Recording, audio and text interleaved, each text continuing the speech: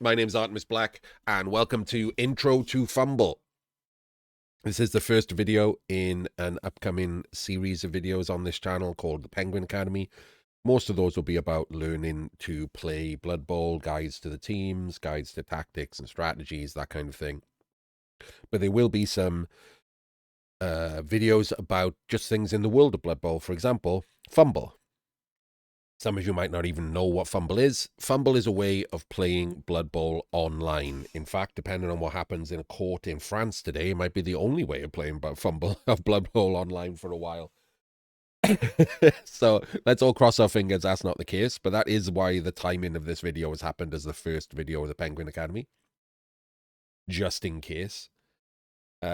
Fumble is an online client, the same way that Blood Bowl 2 and 3 are online clients to play Blood Bowl. Yeah, that would be an absolute disaster, PC. Idiotic speculation from Orca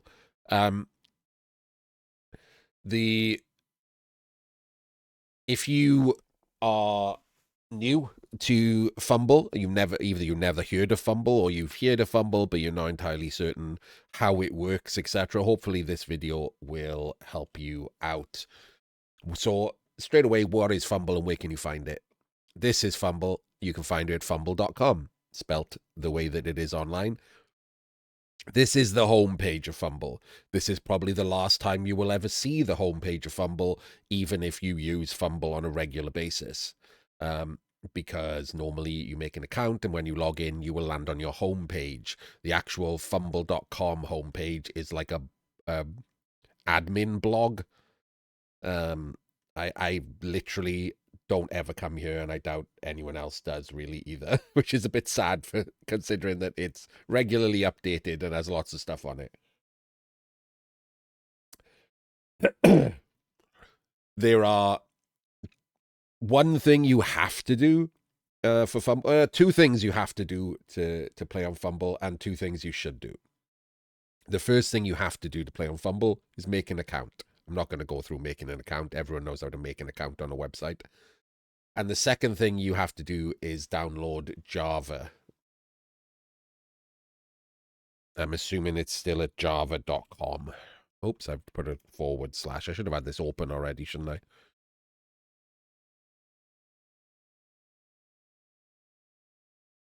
Wherever download Java for desktops. You need Java on your website. It's a Java-based client. If you don't have Java on your computer already, or it's not updated, make sure you download and update Java. So once you've made an account, now when you log in, you will land on your home page. This is my home page, as you can see. You can connect your NAF account.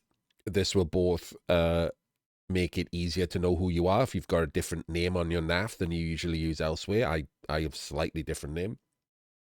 But it also means I should be recommending Open Web Start. There we go. Mr. Fumble himself recommends Open Web Start. I don't know what that means.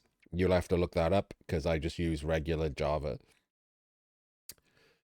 If you want to play NAF online tournaments, which happens to be on the front of the page right here, you can link your NAF to Fumble. Other than that, I don't think it does anything, to be honest. I've linked it and I've never used it, so this is your homepage. Yours, when you make a new account, will be empty. You won't have teams like I've got. You won't have stats. You will have blogs. You will have recent matches. You won't have a last match. You won't have any friends. The top will all be the same. This is how many coaches are currently online. Don't expect that to ever be in the hundreds or thousands or anything. But there are a good amount of games played on Fumble every day, every week, every month. Thank you, Becky. Openwebstart.com. I don't add friends. Why would I ever add friends? We'll talk about that later. So the two other things that I recommend that are not necessary to play on Fumble are to join the Discords. If you go to the help page, which is here, the first one is asking for help, join the Fumble Discord server right here. I highly recommend that you join the Fumble Discord server just to ask questions. But if you're new to Blood Bowl or you're just new to Fumble, you should also join, in my opinion, the 145 Club Discord server. None of that will help, Bucky. It won't be in the. It won't help in the YouTube video, will it? It'll just be on screen. The 145 Club is a new players club, essentially. There are people there who will help you both play Blood Bowl, but more importantly for this video, they'll help you get used to the UI. They'll help you with, you know, the little tricks you can do. I'll try and do that myself doing this video, but in person, there are plenty of helpful people there that will help you out starting up on Fumble. And if you are newer to Blood Bowl, or you just only played with your friends or whatever, they'll also help you with Blood Bowl. Like, it's a Blood Bowl improvement club. You'll find me and other coaches there answering questions. You'll find coaches who mentor you, who will play practice games with you, etc. Bucky's one of them. Lots of people in the 145 Club will help you. People in the regular Discord will help you too, but it's not what it's specifically for. This is specifically for helping people.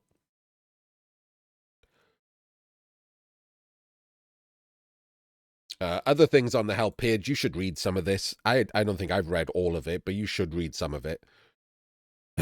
Skim through it. There are some rules that are important. One of the particular rules is don't swear. I think it says somewhere like excessive swearing, but you can get into trouble for just saying fuck or bugger. So just don't swear in chat or anything like that. Don't make stupid team names that have, you know, swearing in or slurs or whatever, or political names, you know, any of that nonsense. This is a very neutral website, and it wants to stay a very neutral website, which I support. So none of that should happen, or someone will have a word with you. There are rules about, you know, concedes and things like that scattered around the help page. But most of those you'll be fine with. They're just standard rules. The reason for the timing of this video is third season is rolling out. Third season rules are rolling out this week on the 1st of April across the site. So we might see some new players. We've seen new players come in to practice third season because there's no third season currently available on the other online client, Blood Bowl 3. And even if everything goes okay for them, it's still not going to be available until the very least the end of May.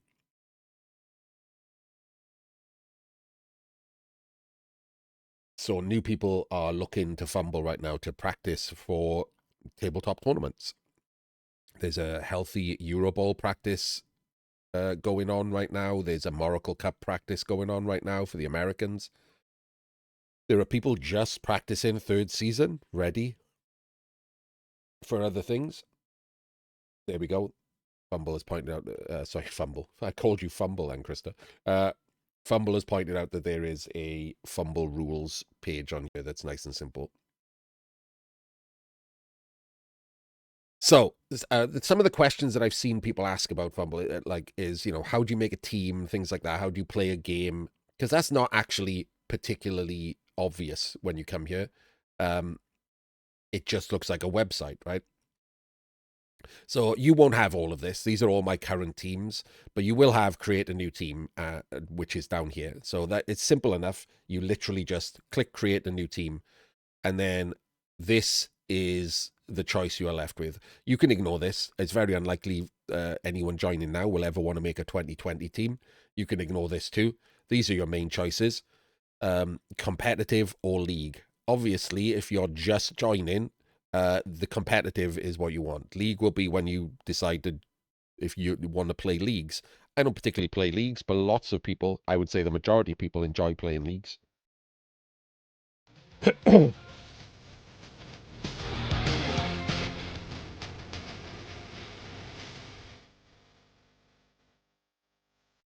Thank you for the follow.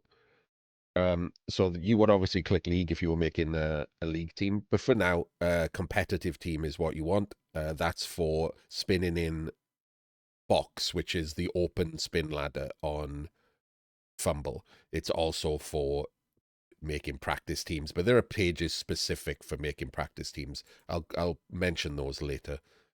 Then it asks you to select your race. So I will just pick High Elves, and then gives you a little bit of blurb. Press the create team, and now you need a name. I've forgotten what 17. So I'm going to make BBT 17 Penguin Academy Elves. So you only get so many characters here, and because I use Penguin Academy, I use up quite a lot of them, so I tend to have to shorten all the team names. It involves name uniqueness, which is why people regularly use identifiers in their teams. So the name of the league, the name of the season of whatever they're doing. Like I identify. So next season I can make BBT 18 Penguin Academy Elves because the names need to be unique. Yes, it is. I'll get into that later on what kind of games you can play and where you can play them. Now, you don't need to do Game Finders. You can actually do friendly matches, but Game Finder will work. So press enter to create the team. And there we go. And this is the team roster page. To be fair, I like this. I don't know. Like, this is one of the easier and better parts of the website for me. It's very simple to make teams. Anything you hire on the left here pops up in the roster slots. You just add your rerolls and your apothecary or whatever down here, and that's pretty much it. It's very simple. You can't get this wrong. So I'm going to make a high elf team, which I believe is the same as the old high elf team. If you want 3 rerolls, you just have 1 dragon prince, 2 white lions, and high elves. Because I want 3 rerolls with no dodge. And that's the team right there. 1k, look, it tells you 1k. Everything grays out because you haven't selected any special rules. You've just made a competitive rookie team, so it's using the 1k rules. Grays out everything. You can't accidentally screw it up. You can't buy too much or whatever. Everything works out fine. You press create. And this is just a check, right? Just in case, your 12-year-old idiot took over and you decided to call your team, Trump Haters Anonymous or something against the rules. Just use normal names. Don't be that guy. Yes, my team complies. And now I have a team. And that's my team. And now when I go back to my home page, my team is right there at the top. Simple as that. Yes, Fumble runs on donations. As you can see here, I donated once myself because I think it's worthwhile.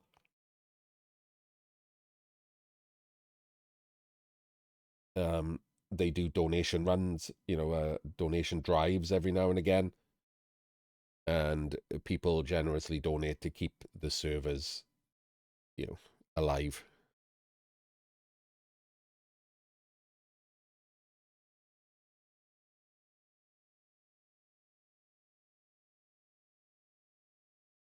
Yes, well, I mean, I don't know if they ever had any GW images, to be honest. I'm not that old. I only joined Fumble myself like a year and a bit ago, and I knew about it before then, but I'm not an expert.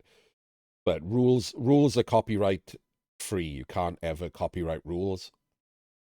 You did, okay. You can't use Games Workshop images without their permission. I mean, you can, but then you're just running the risk of Games Workshop deciding they don't want you to do that.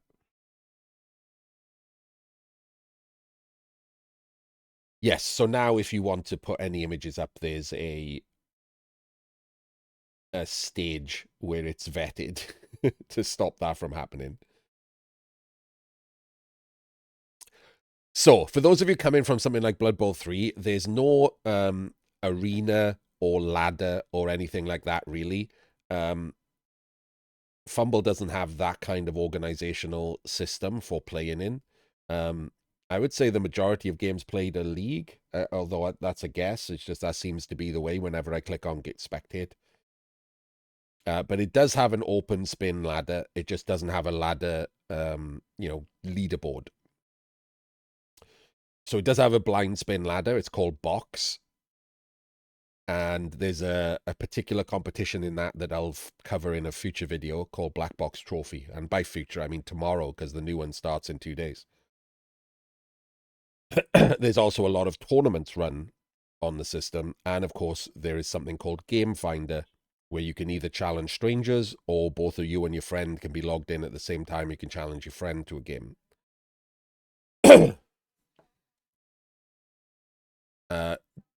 Under the game menu, you will see this is Game Finder.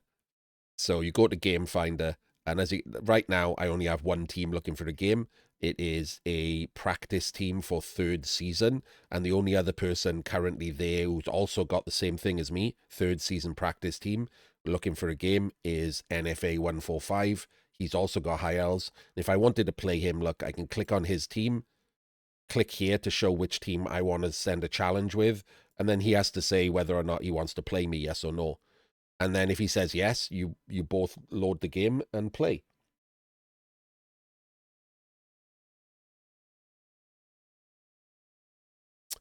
This is the spectate page. This shows you every game currently being played on the client and what games they are. So currently Black Box, like I said, the open spin ladder, that is 6 games being played there. Competitive is what I just showed you, where you just challenge someone else to a game. 2 games being played there. These are league tournaments. I'll be honest with you, the league tournaments and league are a little bit messy. I'm not entirely certain of the major difference. But basically, these are all different league games, right? So there's 5 in the league tournaments, and then down here, the league. Look at how many games of people practicing 3rd season. You can see lots of people doing Euro Bowl training, and lots of people just doing open league 3rd season practice. And if you want to watch any of these games, it is similar to Blood Bowl 3. They are cast as played in public, because you can just click on spectate. These here, see 4 people are watching this game. Someone's watching this game, nobody's watching this game. You can click on that and it will open the client and you can watch these 2 play. All of the games are saved seemingly forever, certainly for a very long time. And you can therefore watch any game that anyone's played going back years. Scroll back up. If you go to your home page, you can modify this. I'm not very social, so I haven't done any of that. There's no picture of me. There's no bio. There's no profile information. I have put in that I'm from the United Kingdom. That's about the extent of what I've put in, I think. These are the coach ratings. Oh, I actually... I'm going to show off for a second. Currently, I'm coach standing number 1. Look at me go.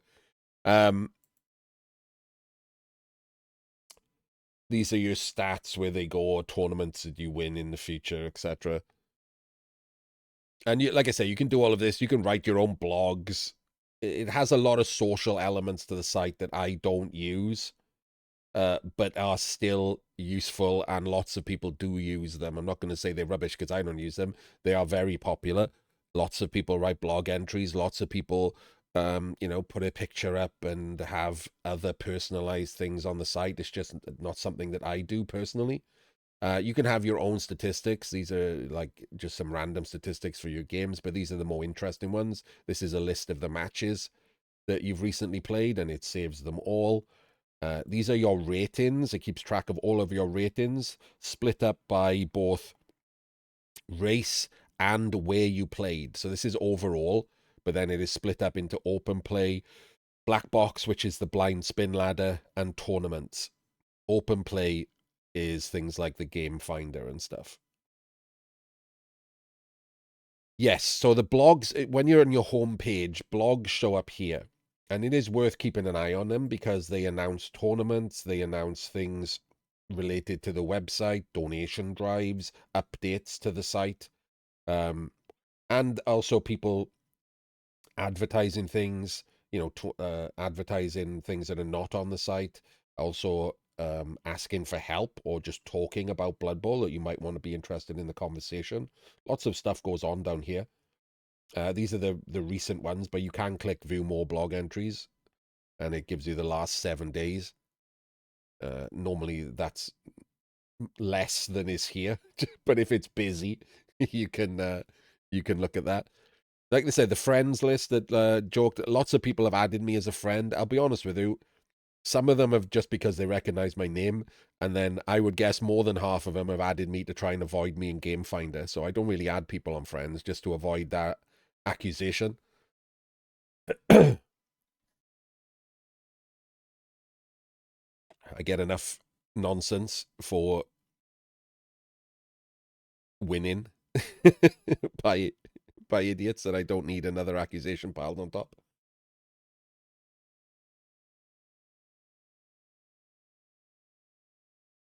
There is also a forum, but it's less used than the Discord. It does exist. I'll open it now. There is a forum, look, a built-in old school forum if you're old and you like this kind of thing. But to be honest, most of the conversations here should probably have just been in the Discord. It exists. You can read it if you want. It's a thing. So let's talk about the client. That's the thing that trips people up the most, probably, in wanting to play on Fumble. Look, I'm going to tell you straight away, Krista can cover his ears. It looks like a 2005 Game Boy game, right? But some people find that charming and retro, and in fact prefer it to modern games. Me, I think it's just okay. It's fine. I don't care that it looks old. I don't care that it's just got sprites and things rather than 3D images. It still represents the game perfectly well. I don't get confused when watching the game or anything like that.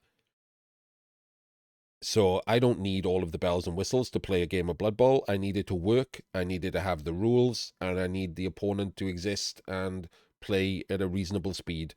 That's all I need from Blood Bowl, and this gives me everything I need.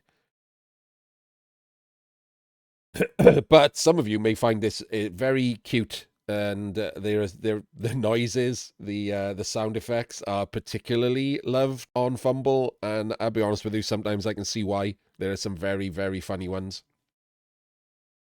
So I'm going to find a game to have a look at so you can look at the client. I'll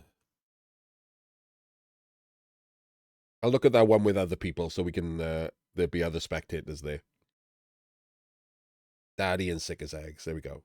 So like I say, if you click on this, what happens is the site will download a very small file onto your computer. It will be called like ffb live dot something. And then to launch the client, you open that file.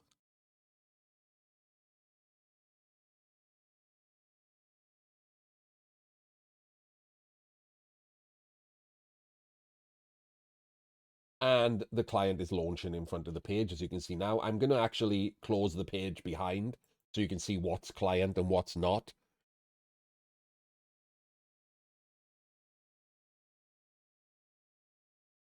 Okay, I accidentally opened it twice. Ignore me.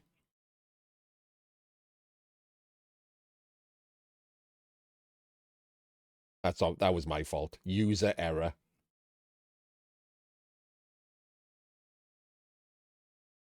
Yeah, we'll go over the client in a second, PC. That's the point of opening it.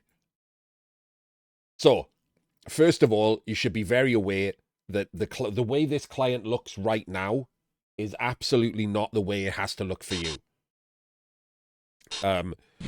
I have turned everything off. Like I said, I don't care about anything, right? I just want it to be clear for me. Firstly, I like playing up and down. You don't have to play up and down. The default is left to right because it's bigger. All of the options are up here. I'll go over them now. But this is how I play. This is how you will probably see Fumble games from me in the future on YouTube, because this is just how I play. It's called Square. However, if you go up here into user settings, I'm trying to remember which way around it is. Client layout. I'm going to go with wide. There we go. Oh, God, that's actually bigger than my screen. Wide? What the hell?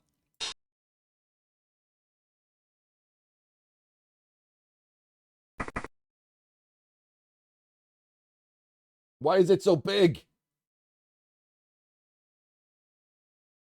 I'm on an ultra-wide monitor, Krista.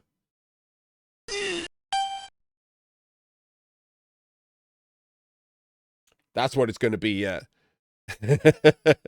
You might notice I'm doing this live on purpose because I actually don't know because I just play with everything turned down. I have scaling set to something other than 100. That is probably very true. Where would I find scaling?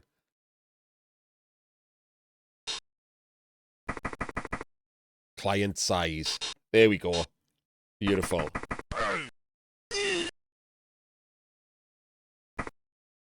Okay, that's 100. I do like that you can do this, by the way. I'm glad that this is here because it's important. Because part of the reason you should do this is to make it bigger.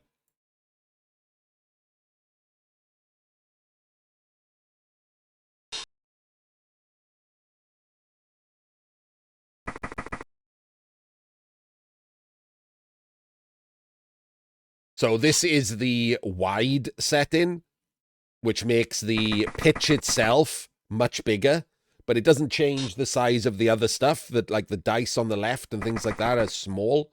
I prefer them to be bigger. I don't need the pitch to be this size.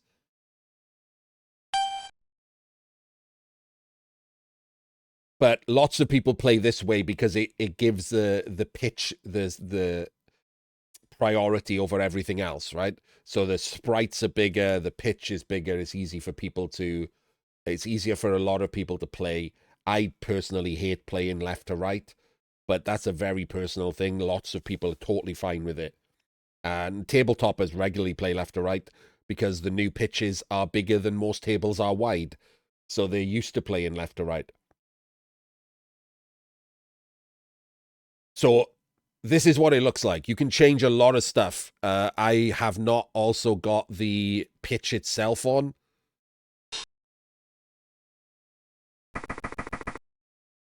This is the default pitch. You can have custom pitches. The pitch will change depending on the weather. The weather is down here on this layout. It says nice. But if it's raining, the picture will change on the pitch to show more mud. If it's blizzard, there'll be snow on the pitch, that kind of thing. But I actually just don't like the visual clutter. But again, most people I see playing have this on. And I don't think it's laziness. I think they just prefer it. I just turn it off. I put it on basic pitch. And the basic pitch will be a different color depending on the weather. Something that caught me out the very first time that I played. Cost me my first 15-0-0. This means normal weather. Orangey color will be... you can hear the sound effects in the background, by the way. Someone just got twatted. Orangey color will be like sweltering heat, that kind of thing. Feel free to play with all of these. I'm not going to go through them all, but there's literally dozens of options of things to change. I hide all the blood. I don't have row markings on. I've turned everything off, but you can just put them on and see what they look like. Some teams will have logos on the pitch. I make sure that I turn them off because, again, I find the visual clutter distracting. But hang on, let me show both teams' logos. Have they got any? No. Okay. I guess not because it's practice game, right? Let me turn that back off before I end up showing logos in the... show no team logos. So all of that is modifiable. And I highly recommend that when you start playing, you either have a practice game against a friend or you join the 145 club and have a practice game with someone like Bucky, and you go through and you change all of the, you mess with all of the settings. You use that little slider that you just saw on the screen for making the client bigger or smaller to make sure, and it will save all those settings. So every time you open in the future, it will have that all sorted for you. You never have to do it again. And if you have any questions about it, just ask in either of the Discords. People are very helpful.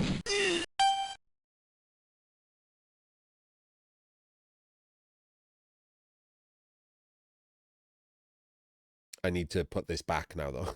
I'm going to put this back to square. And then I've got to make it bigger again.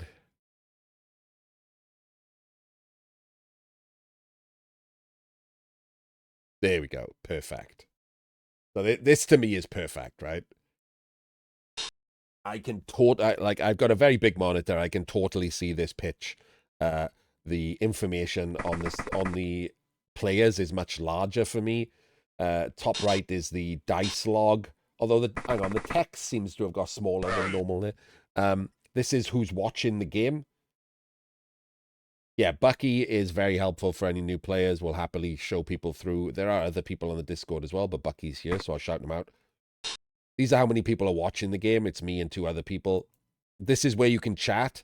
There's an actual just chat function. If you just type in this box at the bottom right, it will show up in chat to your opponent. If there are people watching, they will also see your chat. But the chat logs only save for admins. So don't think that there's some kind of like permanent record of what you were saying to your opponent. And when people watch your games, they can see it. It doesn't work that way. If I open someone's old game, I can't see their chat log. Down here are things like your rerolls, which like all of these things are just things it won't take long to get used to, right? These are your rerolls. This means whether or not you've got an Apo. The dice show up under here. This is whose turn is currently going on. It's all very easy to get to grips with. I think it probably took me, like 10 games or something before I was used to it all.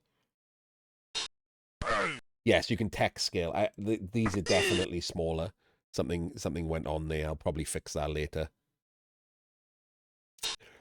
One of the other things I'll mention while I'm here in a client is the sprites. Sometimes, I'll be honest, Krista, can be a little confusing just because of some color choices. Normally blue and red works out just fine and you can see everything, but in mirror matches there are some annoying sprites. Like there's a zombie that doesn't have much like clothing on but has like orange hair, and if he's on the blue team, it's very annoying sometimes that you sometimes think he's your zombie. but those are few and far between. For the most part, you can easily tell the two teams apart by just the simple blue and red mechanic. You'll notice these little yellow letters underneath. So this is called auto marking. You can set this up yourself, and there is a guide to that in my Discord. I won't go over it too heavily in this video, but I will mention it. This just helps you to know what skills these players have. Obviously, you can just mouse over them and see their card. So if you just click on that player right there, you can see the card on the right. That's all the skills and stats. Honestly, that's the one that bothers me the most. It's just a zombie that has red hair. So if he's not on the red team, it's slightly obnoxious. So you can set this up yourself. There is a part of the website where you can set this up yourself, or you can just copy someone else who's already done it. I've got mine in my Discord for people to download if they want to use mine, but you probably want to just work it out yourself. Like, for example, if you watch me play this and Jim play this, we have completely different icons. I don't like the symbols that Jim uses and that Maya uses and other players use. You know, a lot of them try to cut down on the visual clutter by doing things like a percentage sign for blodge, things like that. I don't like that. I'll probably just forget it and screw up at some point. So I just keep the letters. But normally these are your own letters, right? So Oh, okay, Krista, thank you. So there we go. There is going to be a change that you need to be aware of. So obviously D means dodge, W means wrestle, G means guard, big S, little h, sure hands, big S, little s, sidestep, that kind of thing. Z is for frenzy because F it is other things. And, it only, to me, you only really need the symbols if you're going to play leagues, if you're going to have players with like 4 skills. I don't need them ever because I don't ever get that far. I only play Black Box Trophy and tournaments and things like that. I hardly ever have anyone with more than 3 skills. So I don't need them. I'd rather the letters because they're just more visually appealing to me. However, one of the things you can do is, which is what I do, I have auto markings for all the main skills, but I don't have them for everything. I have mine set to just the main skills because it forces me to look at my opponent's team at the start of every game, which is important. So any weird skills they've got, like for example, I don't have grab on my list. I don't care if they've got grab usually. Obviously, if I play Black Orcs, they've all got grab. I don't need GR taking up the entire pitch. I know that. So if some weird random dwarf has random grab, when I look through their team, you can do this. I can do it on someone else's team, by the way. They don't see it, only I do. You can write GR, and there we go. Now I know he's got grab. You use shift, by the way. You hold down shift, click the player, and this pops up. And if they've already got letters from your auto marking, you can change this from append to prepend, replace, or add. So I can prepend, which means put before. I can put block there. So now block dodge.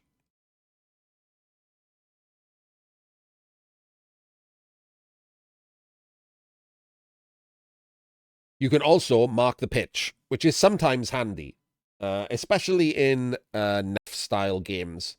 It's sometimes handy where you're trying to move through a cage and like that's where the ball going to go, so you don't screw it up, and then you put the players around where the ball's going to go, so the cage is correct. Oh, it didn't capture the pop-ups. It captured the client pop-ups when I was doing the client size and stuff. Weird, it doesn't capture the little things. Anyway, you'll notice it when you shift click on someone. You can't see it, but a little menu has popped up, mark player. And that's how this is happening. Again, this kind of stuff doesn't take that long to get used to.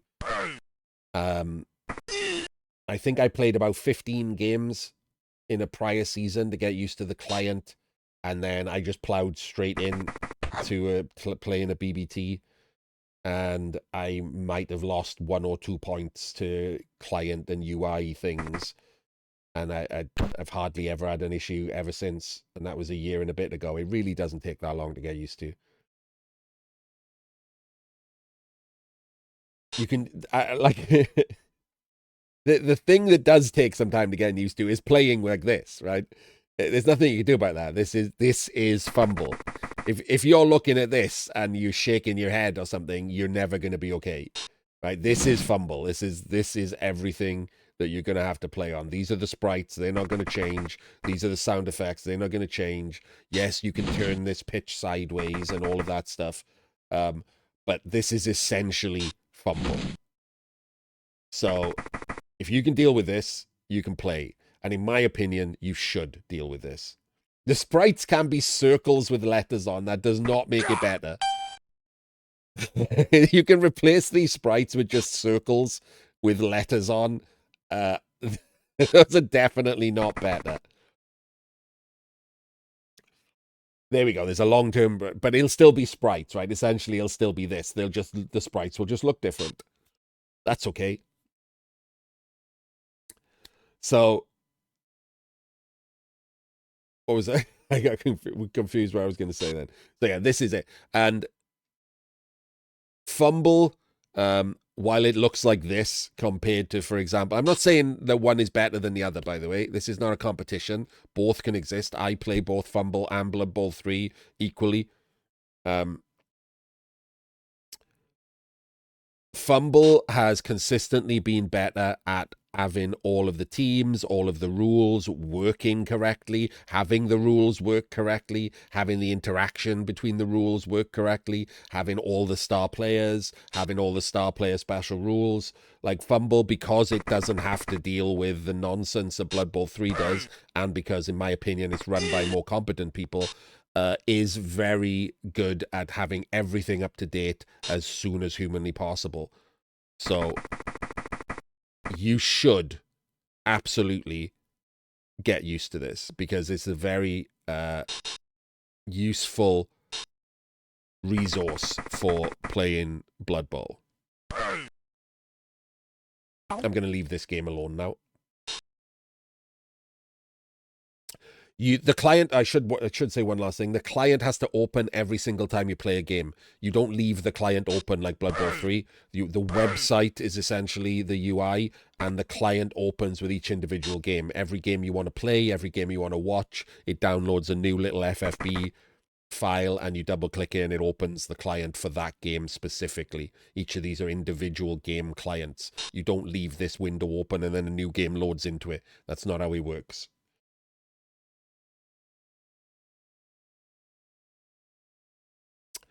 One of the things, wait, where did my window capture go? Rude. There we go. One of the things that you should know is also it's proper tabletop rules. So I will see if I can get a game and you can see the playing of the game and stuff, but I'll talk about it now just in case I can't get a game and tag it on the end.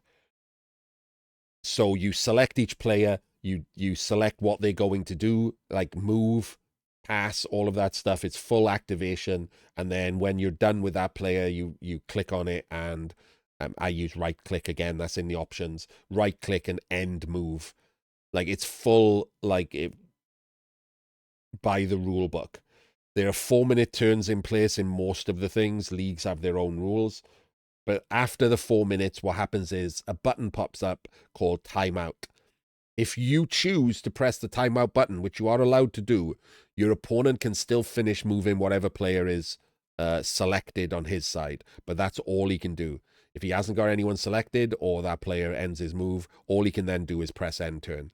This is allowed just by some leagues will stop it, and that will be in their rules. But in open play, this is completely allowed. 4-minute turns is a long ass time. If your opponent complains, you can just ignore it. You can politely tell them that you will continue to press timeout because you don't want to play games for an hour and a half, or you can just not talk to them at all. You are not breaking any rules. You're not being rude. That is the rules of Blood Bowl. Oh, it used to be anyway. To be fair, I don't think it actually mentions turn time in third season at all. But it should, otherwise games will last forever because some people are perfectly fine taking 10-minute turns. Is there anything else I've missed before I try and open a game and we talk about how to play with the client?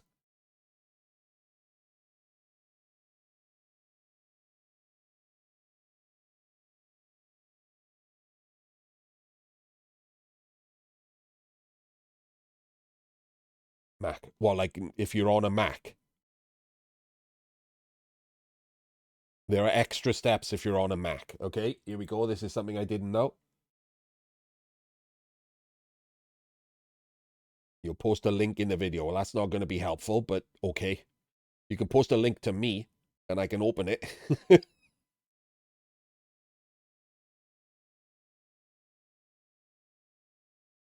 Hello, Kant.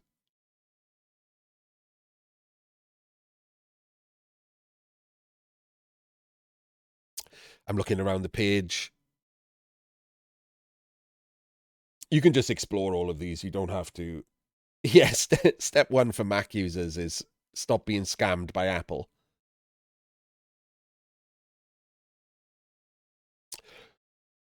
these are the different ways. I guess I should talk about the things you can play. I'm going to make an actual video on Black Box Trophy itself, but Iron Dwarf Trophy is also there. So if you go to Black Box Trophy, this is a competition that I will be doing a video follow-up on tomorrow. This is Iron Dwarf Trophy. I will not be doing a video follow-up on this, so I can talk about it now. It's just something for you to do spinning in box. If you don't want to play back box, or your teams in black box, as you'll learn about tomorrow, have had a dice in and so can't continue, this is something to do.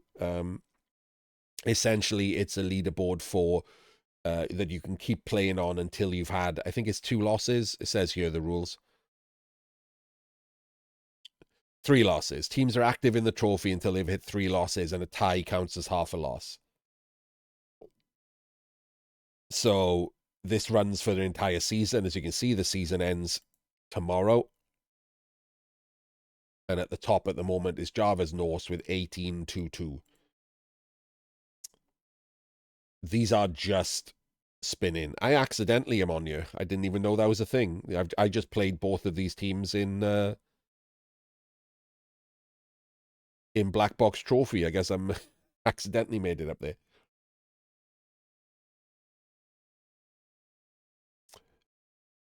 Having a look around, see if there's anything I've missed here. These are the tournaments. These are your stats and the coaches and things like that. I don't think any of that matters. Group applications is if you try to join any tournaments or leagues and there's a vetting process that will show you that your team has in fact applied and is waiting to be approved. And when they are approved, they will pop up under the league right here. So, like, as you can see, I got teams in League Champions of England and League Euroball training.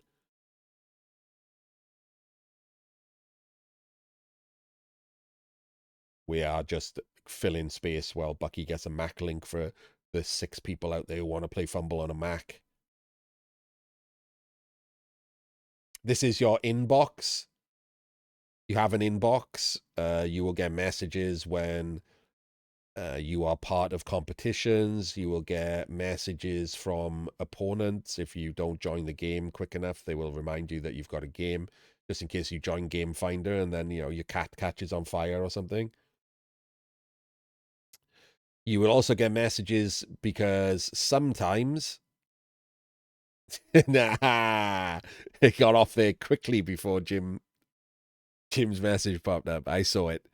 Sometimes, if you have a look at my matches, if it says an R, a little weird lowercase r that's bigger than the uppercase D, it means that someone has written on your match. So if you go and look at your match, this is the match report. Oh, there you go. I can show you a match report. This is a match report. If you scroll down, look, he's written a little blog, a little match report at the bottom. That so this is what it looks like at the end. This is the generic page. It just shows you the score and if anyone died and, you know, little stats for the players. But if you click on this dice, you can see your dice stats and how the progression of each drive went. A skull means someone was removed. This little symbol means a touchdown. These little flags mean you turnovered instead of pressing end in turn. So yeah. And then you can see these are the different dice stats that Fumble choose to show. I think it's actually better than the Blood Bowl 3 ones. There are a few things missing, but nothing incredibly important. I would quite like to see the block dice split up in the same way that the D6 are, but this is a nice equal page, so I suspect that's why one more thing hasn't been added. I would like to see, you know, 1D blocks and as the dice rather than just these. It's represented here, but it doesn't matter. It's not important. Yeah, things like that. Individual roles for interesting things, but none of it's important. It's just, you know, we like stats, right? And yes, if you want to play, if you want to watch the game that someone else has played, if you click this replay here, that's what will download the small file onto your computer to open to watch the replay of this game. So this is the link here. Fumble.com/note/Krista/Java Mac. You can see it coming up on the screen there. You can just type it in, and this is the page that shows you how to open things on a Mac. Should you be on a Mac, this is actually useful to you. I don't know how many people even use Macs anymore, other than for work, right? It seems that everyone in an office is forced to use a Mac. Who would have a home Mac? Like, awful. You're all awful. I think that's it. I think that's everything you probably need to know. I will try and play a game now, and you can see how the client operates.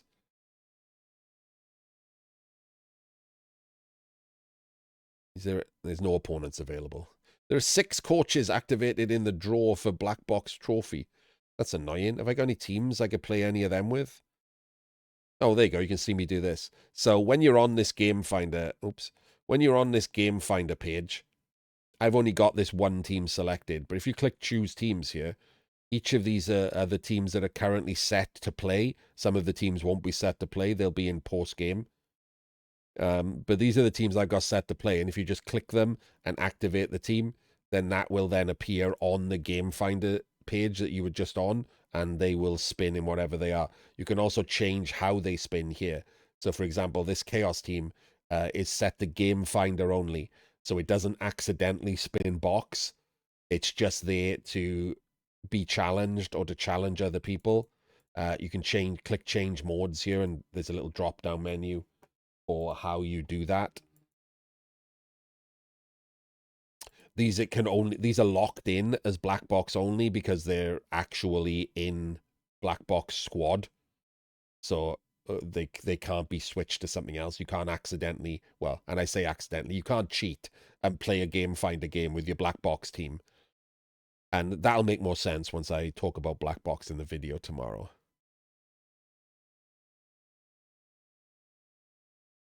So annoyingly, I can't play a game right now. What I will do probably is I'll cut the video here, and then I'll paste a game on the end once I get one for the YouTube upload, rather than sit here and have a big delay. So for you people watching on YouTube, there will be no delay here. It's only for the people in chat that will have a delay.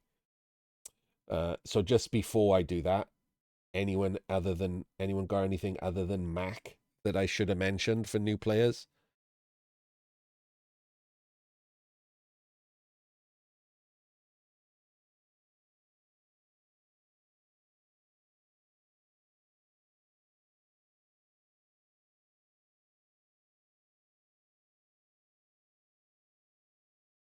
It also works on Linux for the one other person who isn't Krista who cares.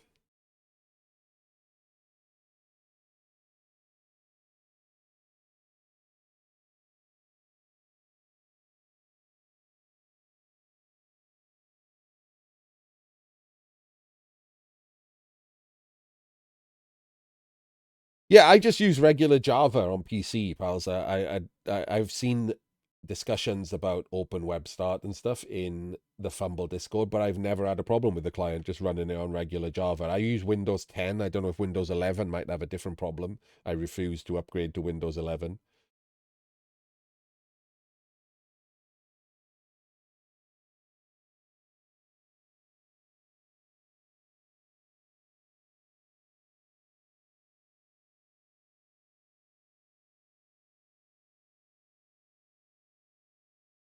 Always plenty of games going on in leagues.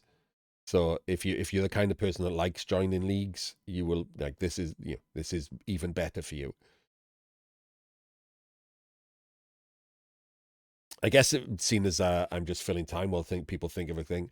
I will say I'll drop them right at the end here. The downsides. There are some downsides. Um, Other than obviously everything looks dated. There's nothing you do about that, right? It's the work of like 2 or 3 people who are doing it for free. So shut up is the answer to that. If you think it looks crap, just shut up and don't play it. That's it. the population will be lower, right? I should talk about the spin, yeah.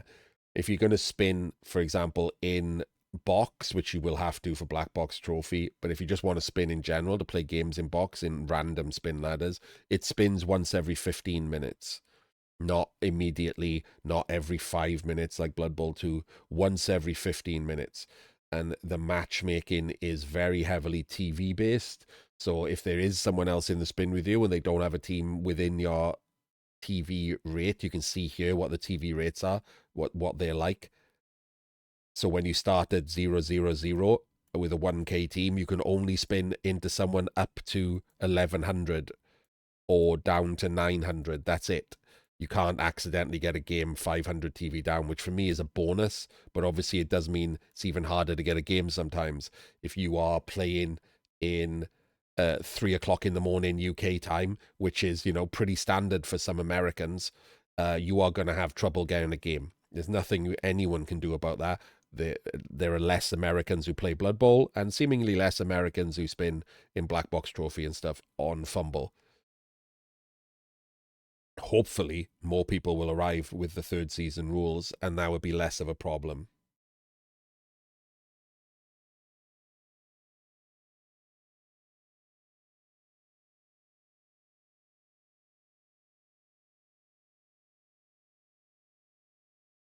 There will be a new video for Black Box Trophy tomorrow, Christopher.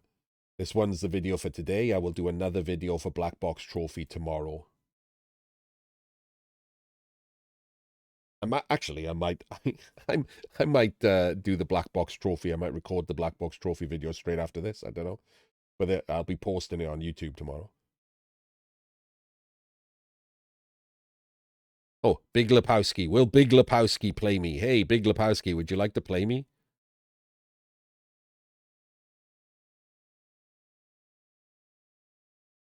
There we go. That's how easy it was to ask for a game, by the way. Click the team that I want to play, click the offer, and now when I close this, look, the offer's on the side. He has accepted. Click start game. I click start game. And there we go. That's how easy it is to get a game finder game in any of the practice modes. If you want to practice in a Miracle Cup, Euroball. This is Euroball practice that I just opened it in, and now up pops our game.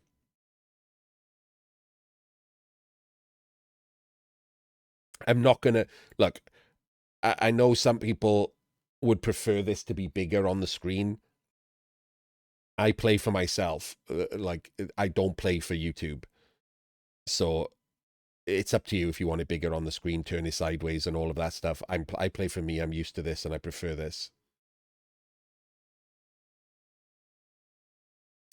So we buy no inducements because of this. Do I want to receive the kickoff? Yes, I do, because I've got Claw. There we go. My opponent is talking to me in chat. I will send him a little smiley face, because that's my usual greeting.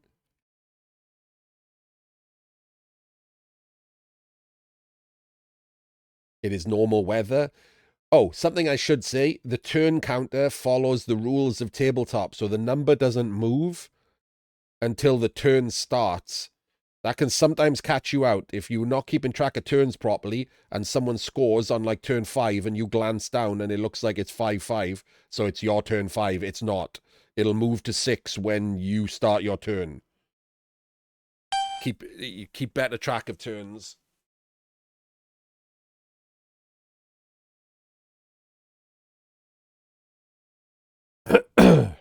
So we have standard Dark Elves, so we just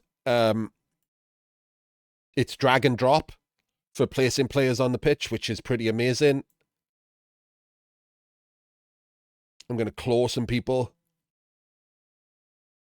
I think I'll probably blitz with Claw because he's got block. That'll allow me to use the frenzy here. I'll put the ball on the thrower. This is the thrower. I'm going to add leader to him because he's got leader.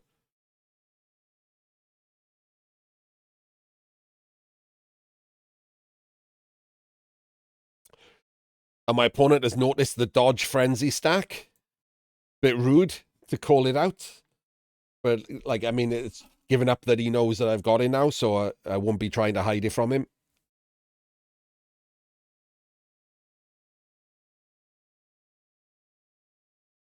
And that's our setup done. If you have put too many or too few players on the pitch, when you press end setup, it will tell you. If you put too many players in the wide zone, it will tell you. If you don't put enough players on the LOS, it will tell you. You know, it will cover all of that stuff for you, the same as a Blood Bowl 3 client. Everything's covered like that.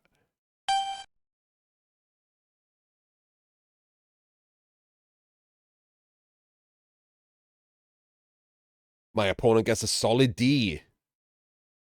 So for him now, it's asking him which of his players he would like to move, because that's how it works in the rules. You have to select which players you want to move, and then it will put them back in your reserve box, and then you can place them back on the pitch wherever you want.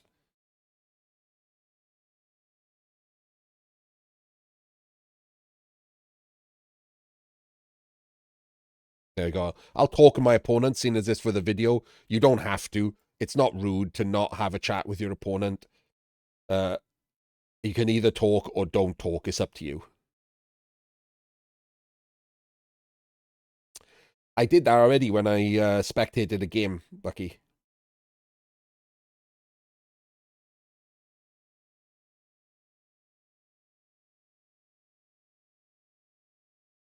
So as you can see, he's moved his players off the pitch. They're there. And now he's putting them back on the pitch where he wants to for the solid D. 6-man solid D, mind you.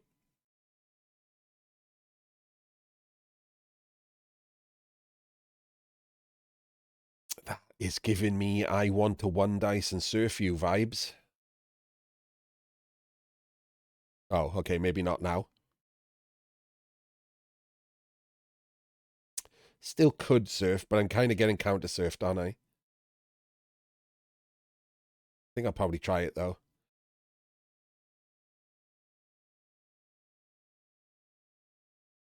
Oh, he's just piling in. Okay, just all man's in me. So you go in there. And we'll start with this one. Get clawed. No, I'm still going to go there. No, I'm not going to follow, because that gives me a 2-dice block here. That is a wrestle. Good 1 in 9. This also gives me a 2-dice block. Good pow. And yes, I will follow. No, I won't, actually. So now I'm going to try and surf this player. It is possible, right? You can go there, take the block, push him there, and then dodge and surf.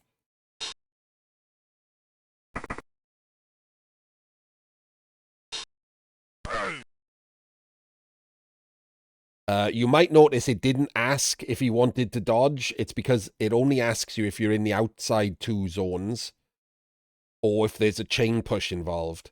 That is just for, brevity's purpose. Otherwise, they'd be asking if you wanted to use every single skill. But yeah, it does sometimes screw you.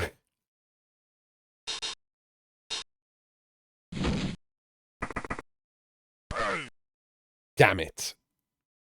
He'll ask him now, and obviously he's going to say no.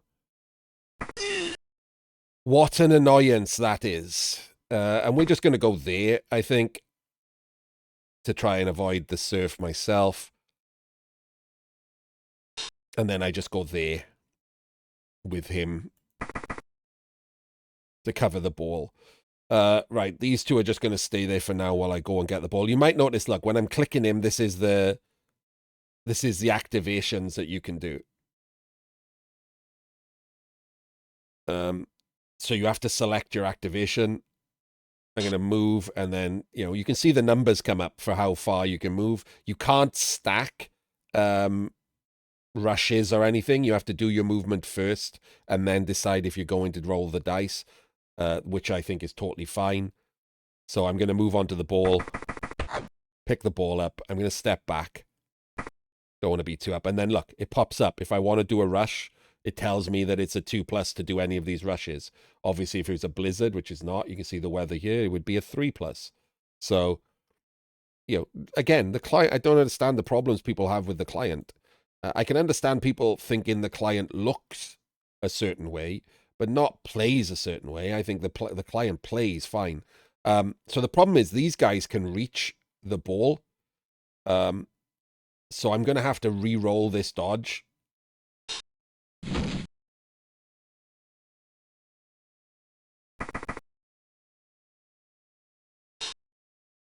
But not this one.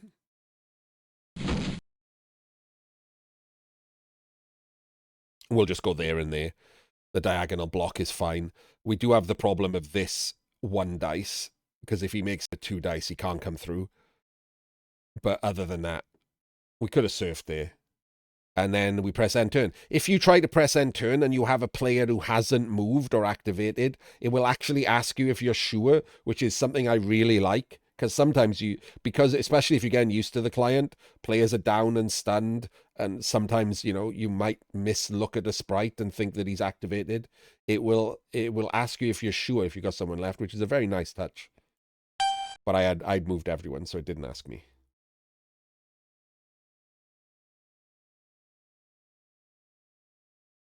Will you get things wrong? Yeah, of course you will. Will you screw something up? Yes, you'll accidentally make a dodge, or you'll, do something daft, you won't activate properly.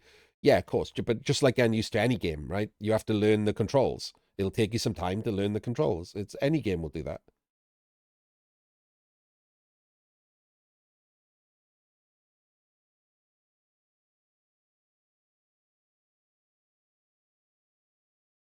There's no way he's going to dodge through or anything.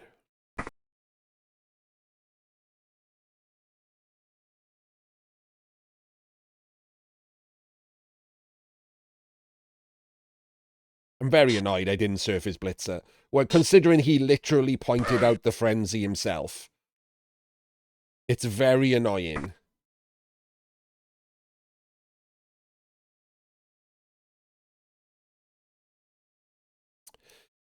Yes, I think the letters are totally fine. I can see which skills players have got. And like I said, if I want to remind myself, I'll put prepend in. You can't see that, but I am doing it.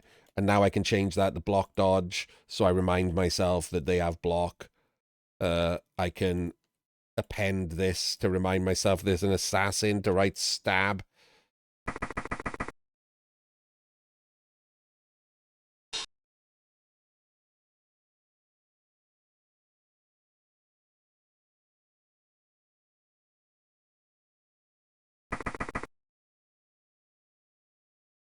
Yeah, exactly. If you don't know that that's a blitzer, which I do because I'm used to it. But if you don't know that's a blitzer, you can make sure that you add block. But I don't have block auto marked on there, because if you spin into Norse or dwarves, there's just bees all over the pitch. Oh, he's just going for the multiple 1 in 9s 1 dice. Okay.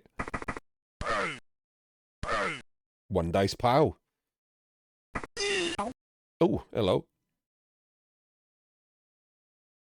You gonna burn a reroll on that? Shouldn't, obviously. It's crazy. Okay, he did. You could have just rolled a 2 to pick it back up, right? Rather than re-roll in for a 3.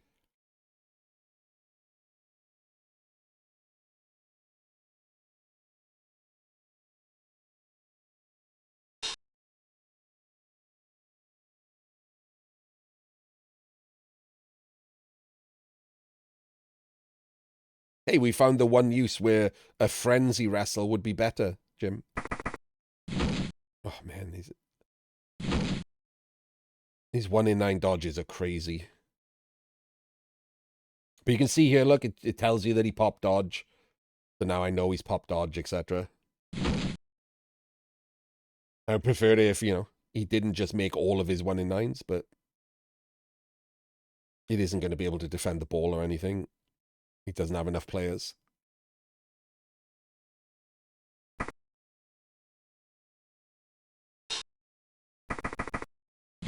Oh, Jesus God. Come on.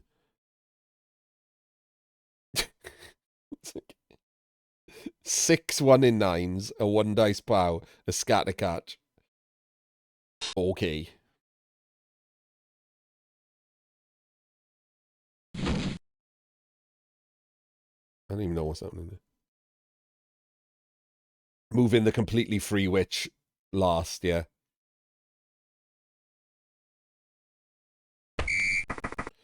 You'll notice, look, he's taken 4 minutes. The timeout has happened. So I'm not going to time him out. It's pointless for this. But I could if I wanted to, right?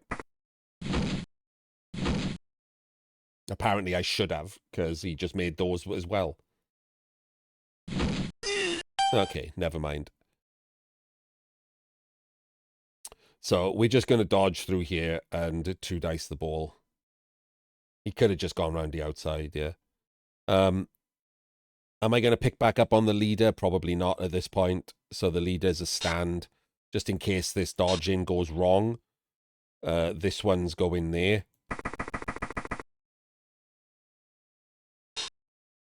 This one's going there. Can I get 3 dice on him? Probably.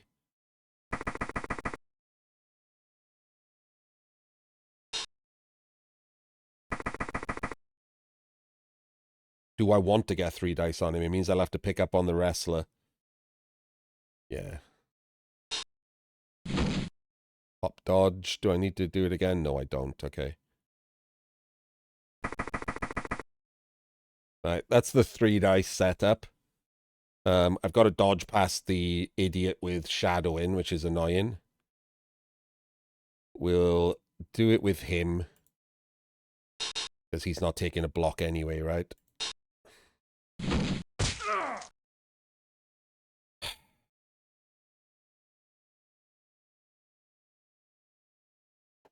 Sure.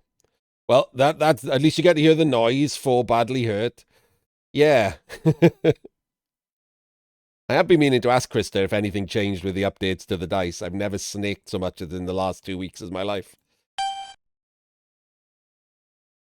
I've rolled so many snakes and dub skulls in the last 2 weeks. It's crazy.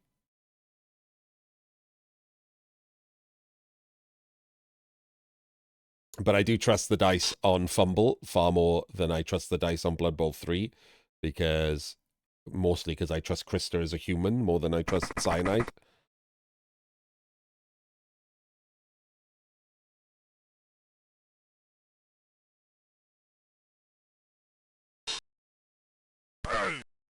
No reason to panic or anything here. It's very early in the drive. We can still score and then turn him over, etc. It's fine. It's stupid, but it's fine.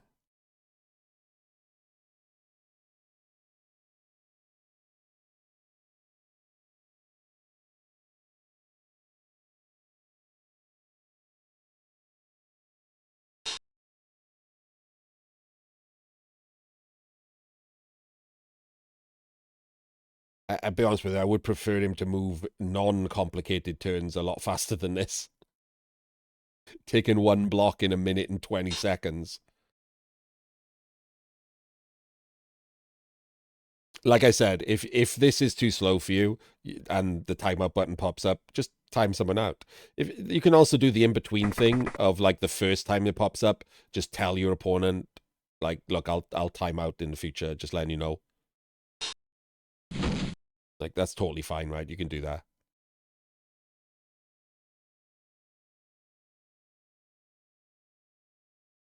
Or you can just time out immediately.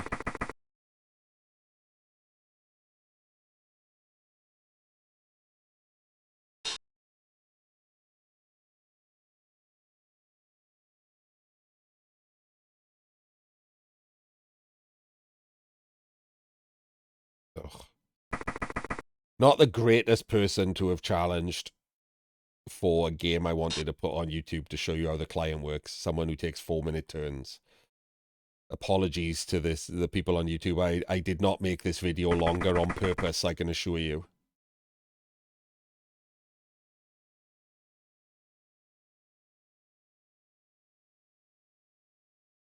Didn't say anything. I would have done it.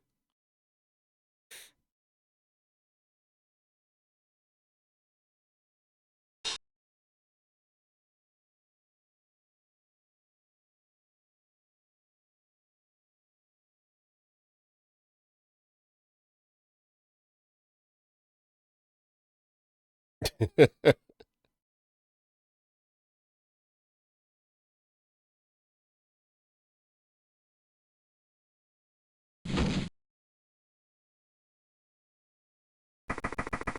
is already over 3 minutes, man. Doesn't even, none of that does anything.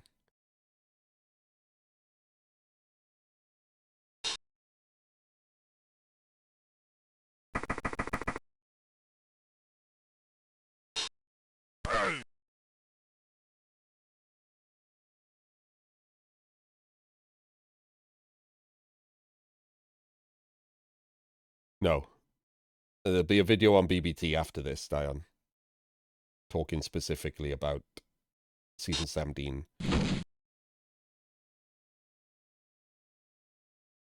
It's about to go past 4 minutes again.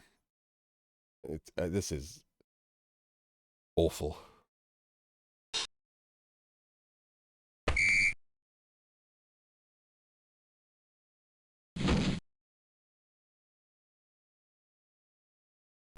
It's so bad. Okay. 1, 2, 3, 4, 5, 6, 7, 8. We can't hit the ball because I'm nice is the answer, isn't it?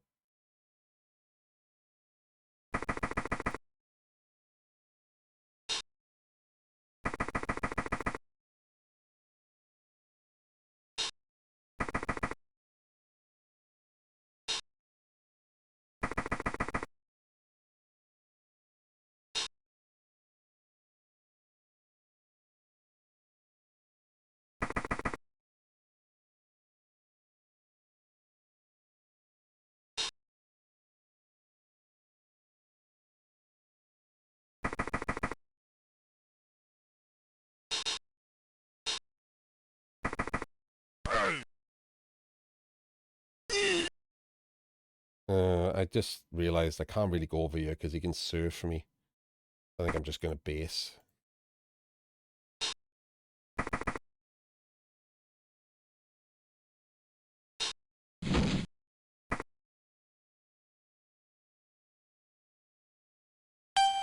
We'll just play quickly to... As you can see, that's how quickly you can play a turn, right? You don't need... It's not hard once you get used to it. Like, you can easily play an entire turn in like 30 seconds. I moved every single player on the pitch there.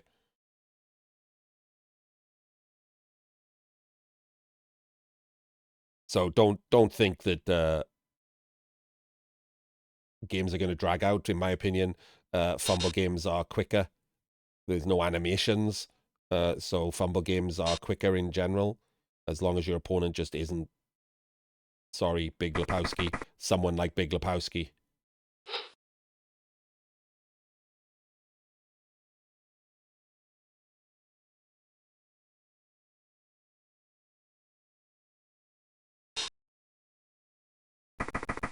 There we go.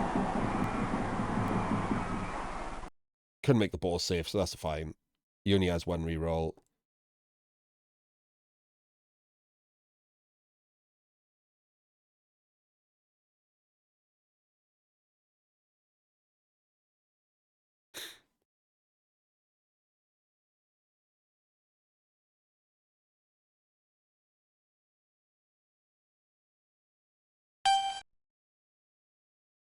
It's not a compliment. They take that long against everyone.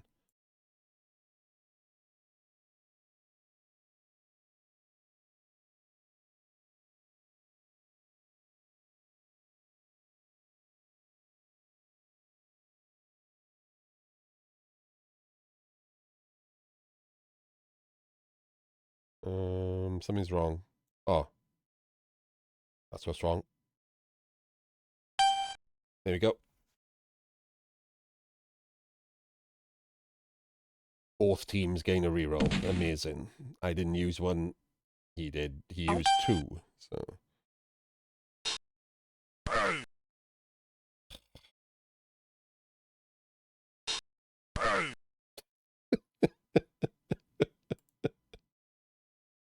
Okay.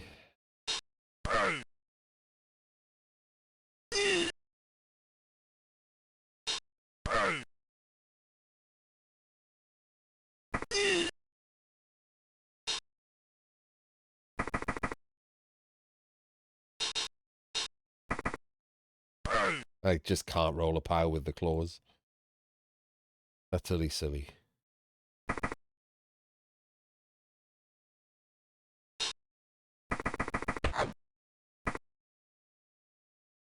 And we're good.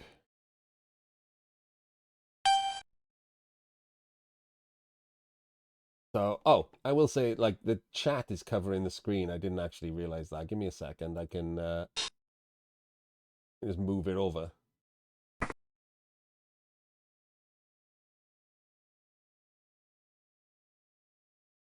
There we go.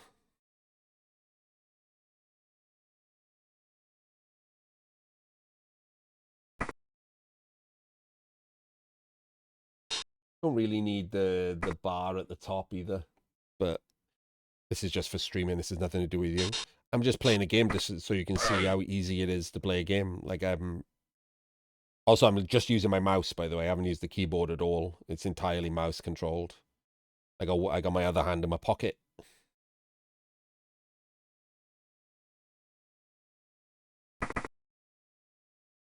Oh. In my it's a pocket, right? On a hoodie, the thing at the front is still a pocket.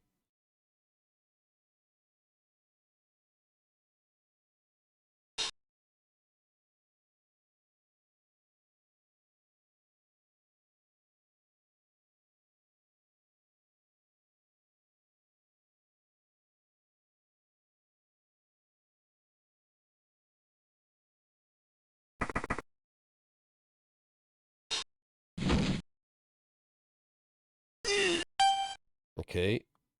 Anyway, I don't think we bother trying to blitz the assassin. We'll just blitz him. He's not going anywhere anyway, right?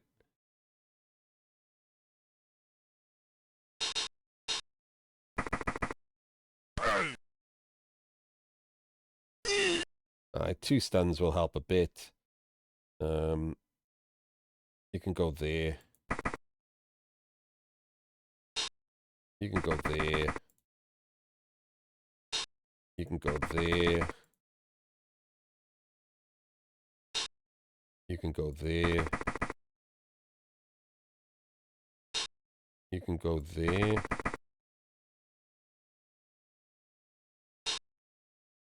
You can go there.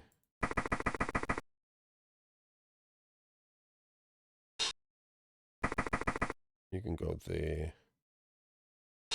You can go there. And you can go there. See, it asked me, there we go. Do you really want to end your turn? That means that this guy, look, is still active. I could move him if I wanted to. So I will say, no, I don't want to end my turn, thank you. I've got a guy. And I will move this guy to there, just for fun.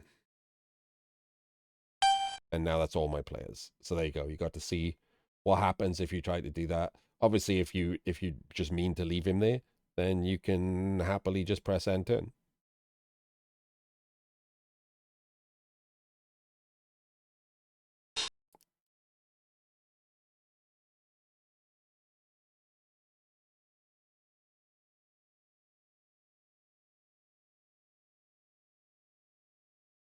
So it tells you everything that's happening on the right here. These are all the move actions that have happened.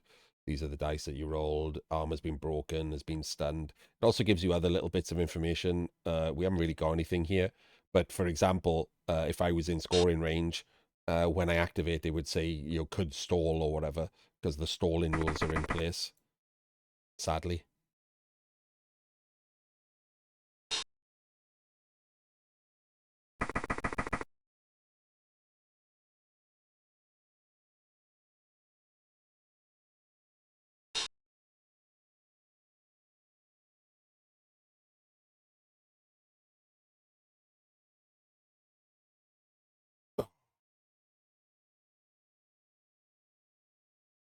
Luckily, this is a practice game, so I believe you're just allowed to concede out. Because I don't know if I want to play an hour and a half game of football.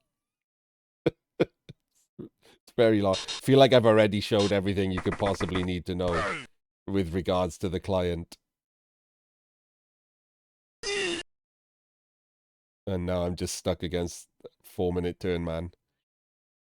But I don't really want to encourage conceding because in most parts of the website it's not actually allowed. Or at very least it's frowned upon. One or the other, depending on where you are, in which league, in which tournament, in which competition. Remember to read the rules of the things that you join, people.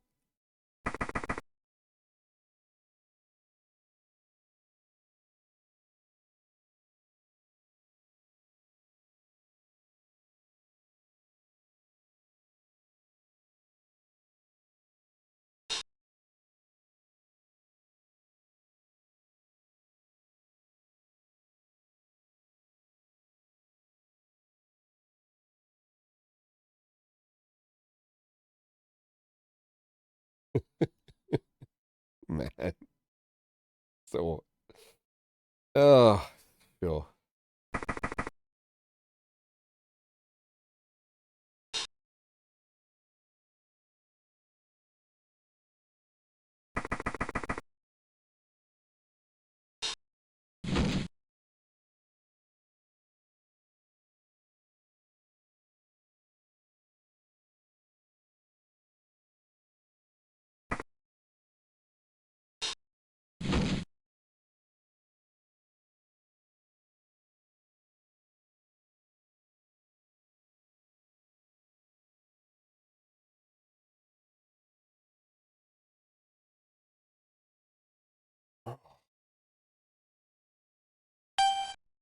Okay.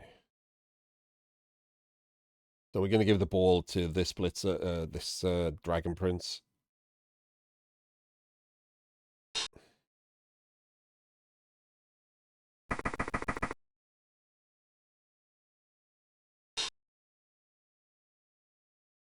One, two, three, four. One, two. Gonna go there.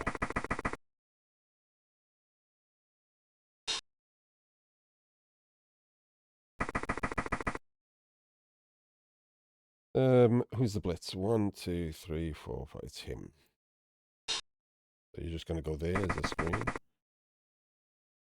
One, two, three, four, five, six. Throw a pass. I don't want to be in stall range.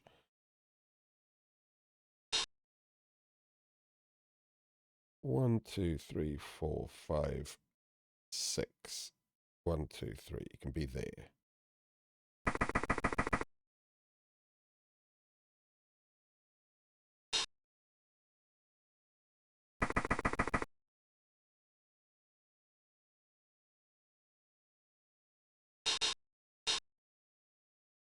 Oh, I've got to dodge to do this because I haven't moved the other guy. I'm stupid. I can't remember. So here we go. This is something that I can't remember, and I've played hundreds of games. If I cancel this now, have I wasted my blitz? No, I didn't. Okay, good. I never remember that.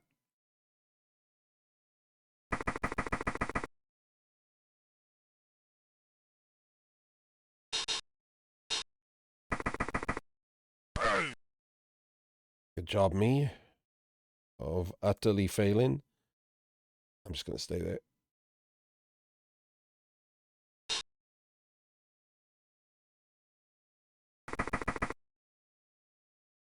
And then we do a pass. You can. There we go. I wanted to do a pass to show you the pass thing. That's why it's on the thrower in the first place. So when you move, the whole pass thing will move. So obviously, quick pass, short pass, long pass, etc. So it's pretty easy. Puts it in the green.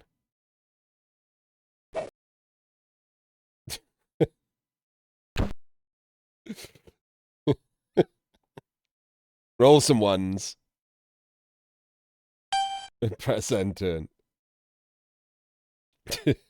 So that's how easy it is to throw a pass. Honestly, everything's really easy.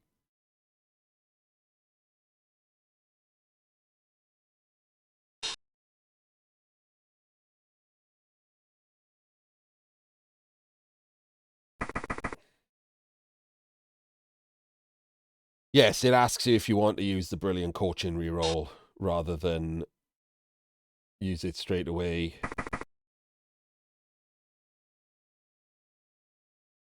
Yeah, see if you want to use a mascot reroll.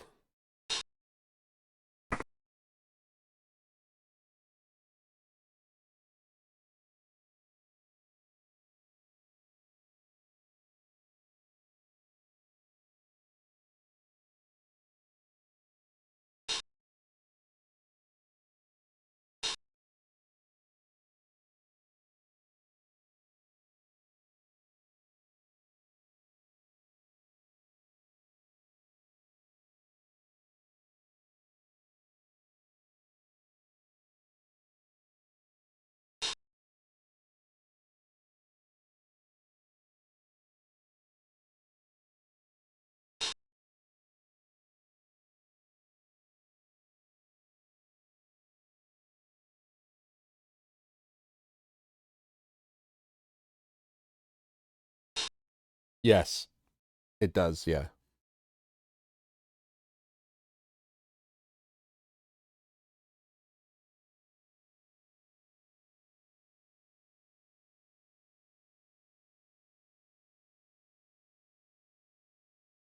I guess I could look at all the other things here. So these are all the game options.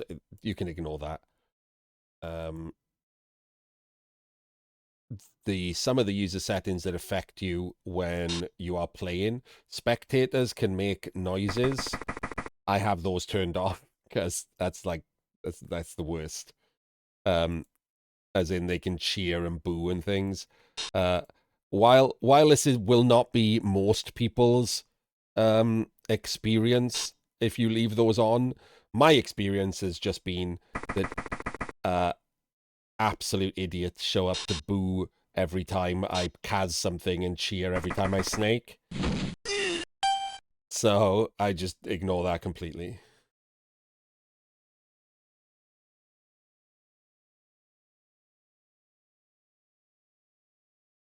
So we're gonna 1, 2, 3, 4, 5, 6, 7. So we're obviously gonna blitz him and then make some dodges.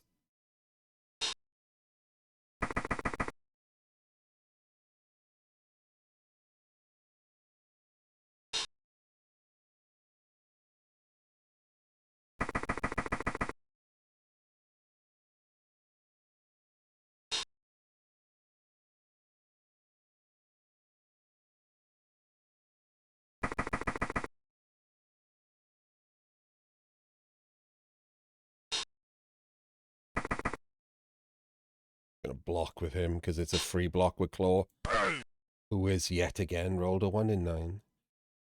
So much fun. Right.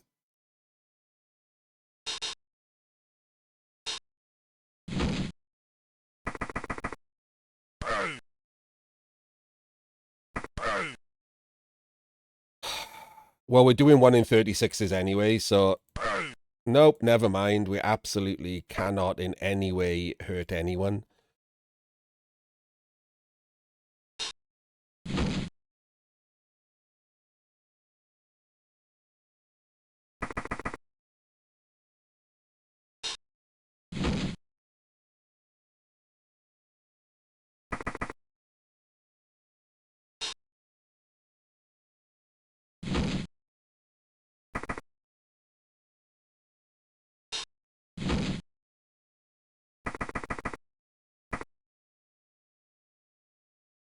And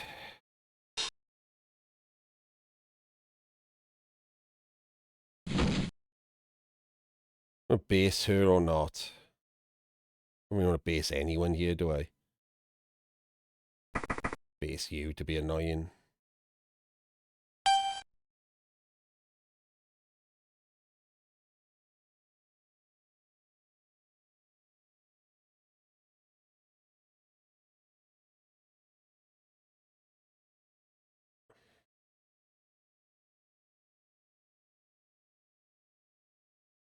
So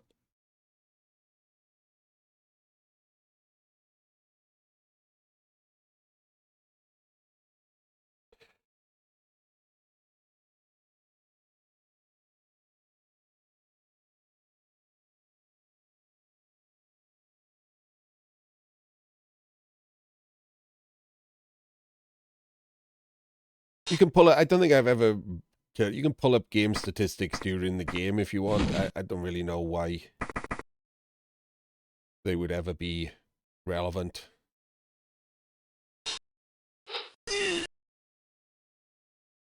Casually stabbed me after I rolled 6 dice on him.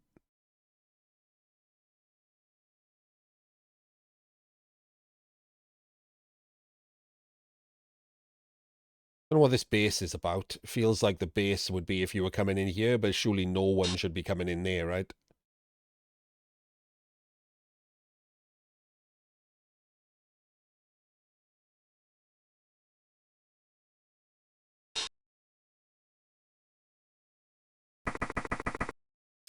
So one of the things that it won't do for you is tell you tackle zones. You'll have to visualize just like you do on tabletop. This is a better practice, for, in my opinion, for tabletop than Blood Bowl 3 is. Blood Bowl 3 is like a babyer client. You know, it's got training wheels on. This you'll have to, exactly as you do on tabletop, just work it out yourself, where the tackle zones are, what's going to be a dodge, etc.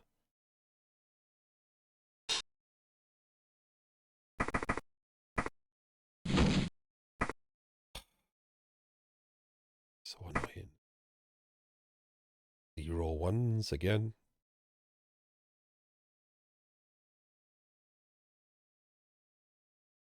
Yeah, but I don't recommend it.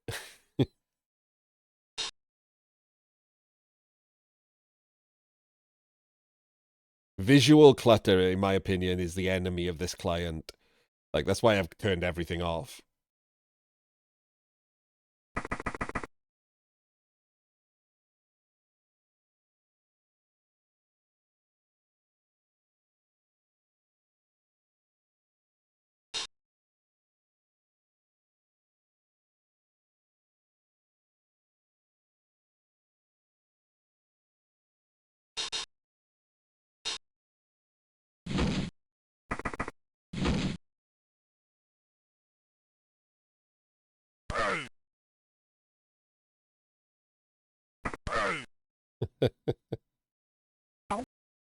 Okay, that's fine, isn't it?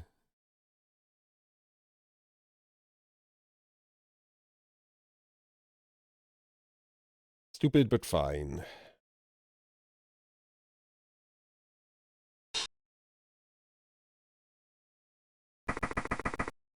I just have regular glasses, and I have this, like, so there's the thing, right? I have reading glasses on right now, and this client up and down on a regular ultra wide monitor, not some kind of TV size monitor. I can perfectly make out all of these sprites. I never have to squint to see what's going on. Oh, God, another timeout. So slow, man. Like, I could time him out, right, and stop him even trying to get to the ball, but I don't care. In a real game, I absolutely would. Because in my opinion, if you can set the puzzle in 4 minutes, the opponent only gets 4 minutes to solve the puzzle.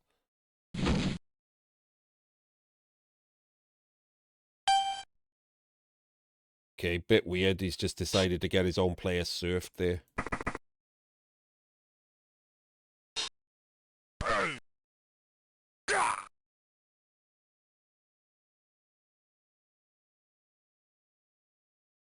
This is a free block. Well, I'm glad I didn't go for the pickup.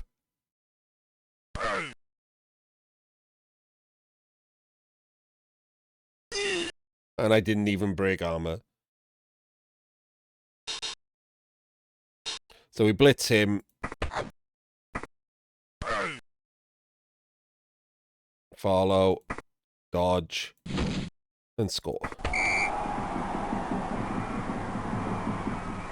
And his KO comes back that we... Oh, wait, did he Apo it? Or did it just come back? I didn't see the... He must have Apo'd it, right?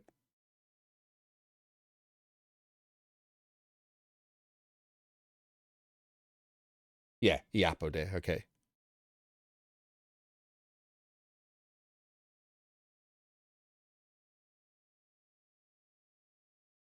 We're just going to backline.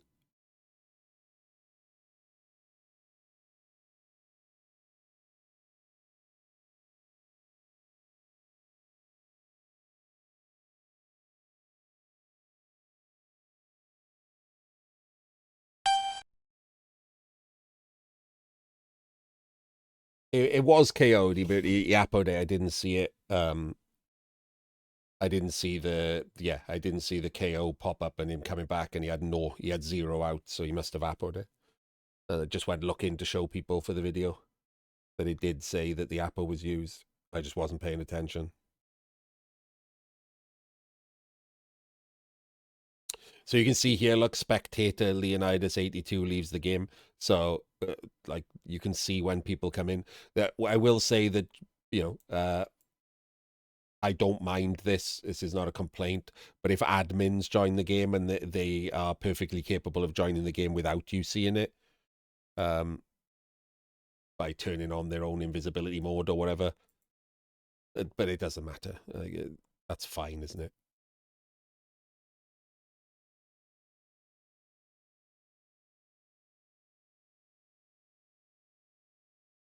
So if sometimes, should this ever happen to you, it's unlikely to, but should you get like a name or something for yourself, or you already are a name somewhere else, if that says 0, but there are spectator noises happening because you haven't turned them off, it's probably PC.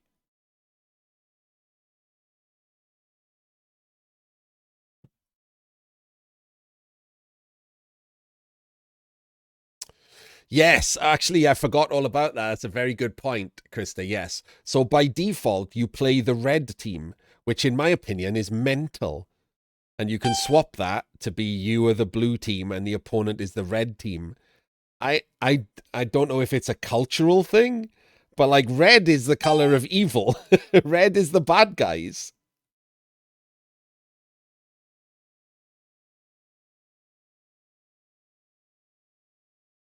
Oh, good lord. Now a timeout. This is crazy. Well, at least everyone on YouTube gets to see a comedy level dicing for like a thing. Snaked into my own death to not get the ball back. And now a timeout when he's set up for a 1-turn with no re-rolls. So I could have got away with the LOS hits as well. Oh, he's done that wrong, hasn't he? Unless he's blitzing this guy, because obviously with no re-rolls, you don't want to take a blockless block. There's not a lot of my games on YouTube, Muppet.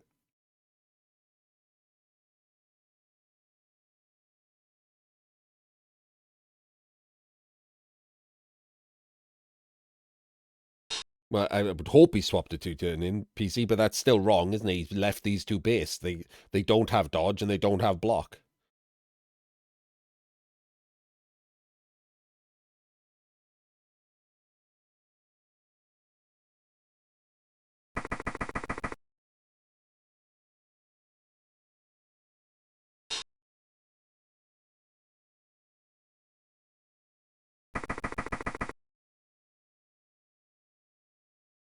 So nothing I do here other than hope he fails whatever dice he needs to roll to score yet again. Just one of the problems with Blood Bowl in general. Nothing you can do about it.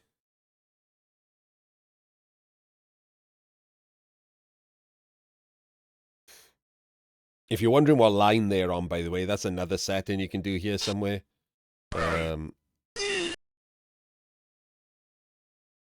Client layout. There's something. I don't know where it is.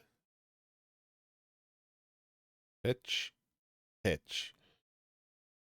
Distance markings. There we go. You can put the distance markings on so you don't have to count backwards to yourself or whatever. But again, like I said, I just don't like visual clutter on the pitch, so I'm happy just counting the squares myself. But you can see they're on line 7, right? So they're a scoring threat without rushes. He's a scoring threat with a double rush, that kind of thing. Lots of little things. You can go through every single option and see what it does. Oops.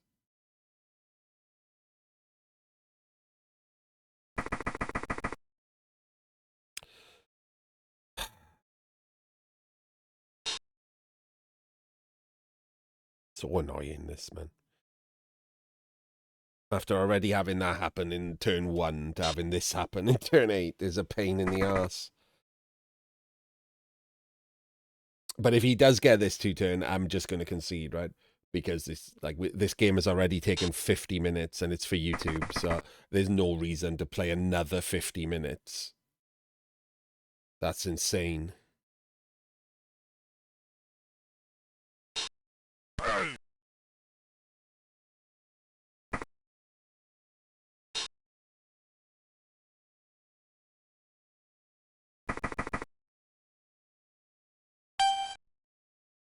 So no reason to do anything other than just chevron here, right?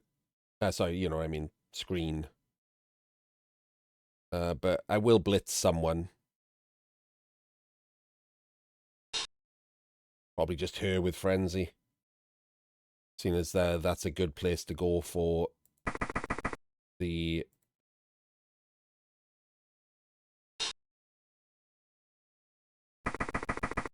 guy anyway. You can ask any questions you want.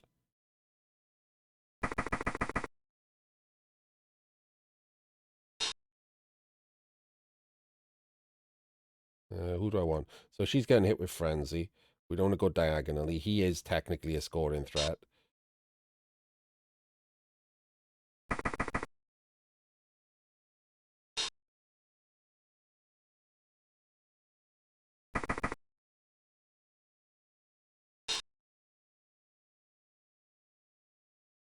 I'm assuming he's not going to roll a full pow, so I'm going to close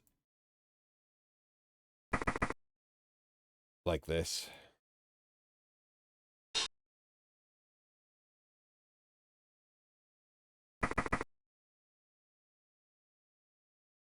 I'll move him in after.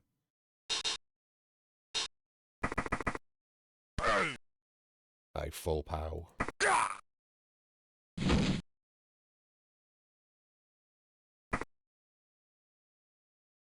Oh, I should have stayed there. I should have stayed there, shouldn't I? It's kind of stupid now. I've ended the turn. It's my fault. Taking my fingers off the piece. I should have stayed there. So you can do a handoff and then 1 dice through. So I'm just gonna go there to make that vaguely annoying. Right, now we do some dodges, I guess.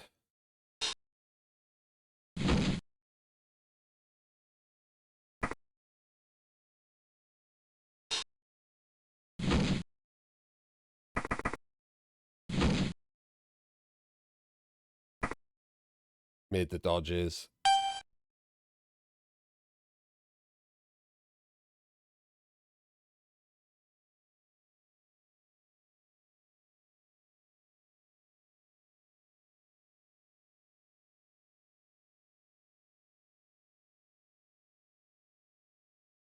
Yes.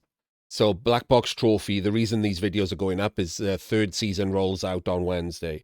Obviously it's been played and practiced until now. The 3rd season rolls out as normal on the 1st of April. And so the next BBT, which starts on the 1st of April, will be 3rd season rules.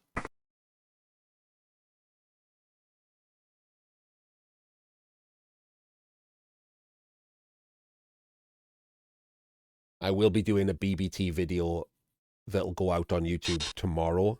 This will go out on YouTube after this. I'll just upload it immediately.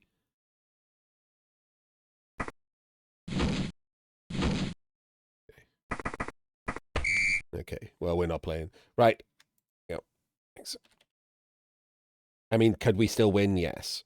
But he's way too slow, right? This game is 50-odd minutes at this point.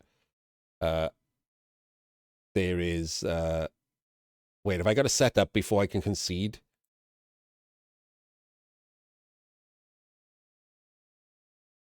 Can I not concede now, Krista? Is that not a thing?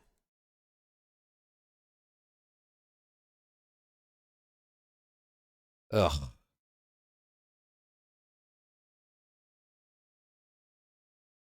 I guess I can't give him. I would just put everyone on the LOS to make it obvious, but then he'll take 55 minutes to take blocks.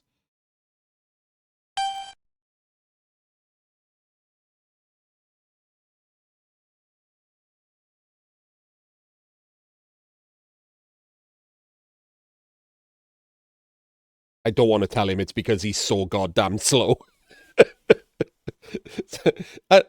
Unlike what people say about me, I'm not just randomly rude for no reason.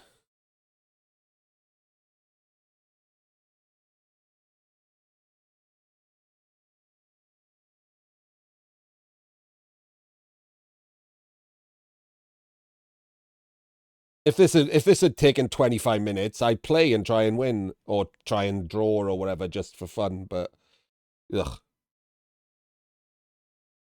insane.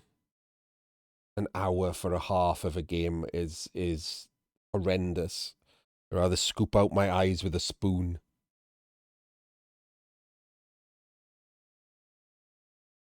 Yeah, this is just practice games or like I did mention that PC, like make sure you read the rules of whatever you're in. Competitive has its own rules in general. The competitive, like which includes things like box and BBT. Each of the leagues normally tell you their own rules.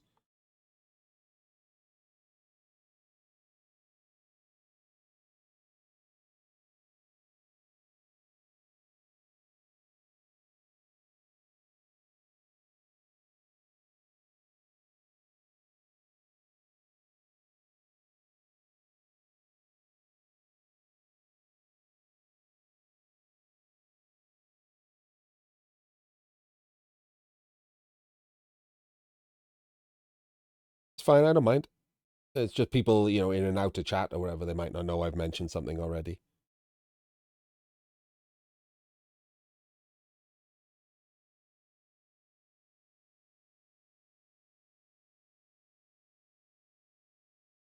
So because the rules are uh for the most part, obviously there's going to be some issues now with third season. Fumble have in fact posted a document. You can ask in the Discord for it or find it on Fumble, showing which of the third season rules they've had to make decisions on, whether or not it's because it's ambiguous, so Fumble has had to take a stand, whether or not it's because it's stupid, like the hiring and firing rules. I actually don't know what Fumble have done about that myself. I have to check it. Um, that is game breakingly stupid. I have no idea what Games Workshop were thinking at all with that idiocy. Um, or the plus one, the one plus agility nonsense. Whether or not they've overruled things. Yeah, praise to Nuffle are just so dumb for 10 TV. So dumb. I mean, they're pretty dumb at 30 TV. I believe that's what someone said. They changed it to. They're pretty terrible at that. It's 3 in the outside zone. Come on, man. This is what I mean. Like, it took 4 minutes to set up. If you watch this, by the way, Lepowski, you are allowed to take all the time you want in the world. Um, but I will time you out if we ever play a real game. Just to be clear. Every single time I will time you out if we're playing a real game. I won't blink. I won't apologize.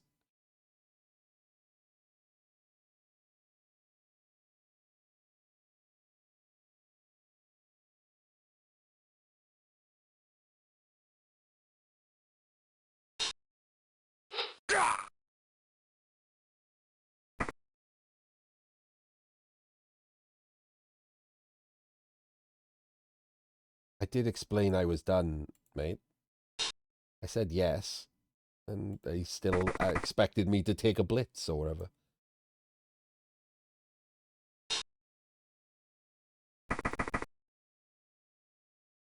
I think their actual balance value is in the bin and they shouldn't exist.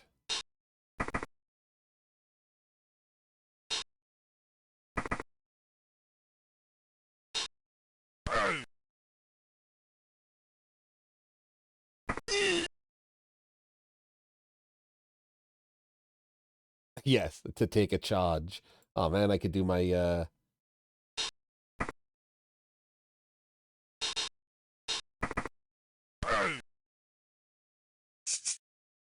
Get charged on.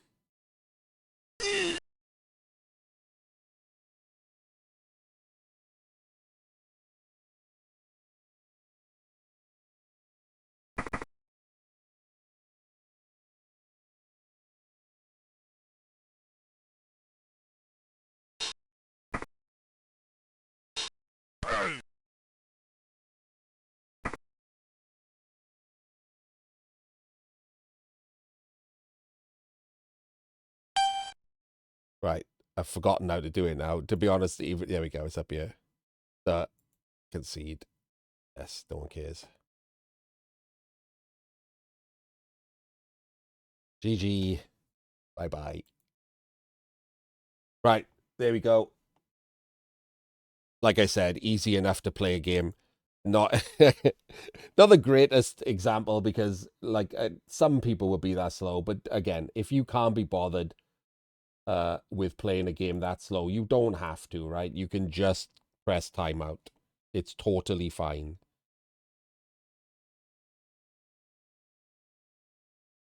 If someone's taking 4 minutes every turn, asking them to play faster is basically like poking someone in the eye. You don't have to do that at all. No one's going to take that like well.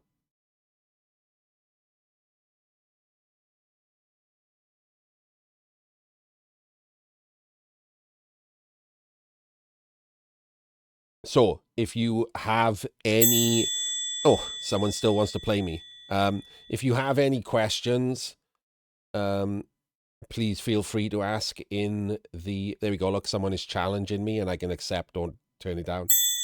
Oh, hello. Someone's really challenging me. If you have any questions, feel free to ask below the video. Hopefully that's enough to get you to try Fumble. I highly recommend it. Do I have problems with it? Yes. Were they relevant for this video? No. You can ask me about that in person if you want. And don't forget to watch the follow-up video on Black Box Trophy, because to be honest, that's kind of the only thing I play on Fumble. Other people are more into the more social aspects, like leagues. I am not. So I mostly only play Black Box Trophy. So if you're wondering what that is, because it sounds cool, and it is cool, the next video will explain all of that, and I will see you there. Bye-bye.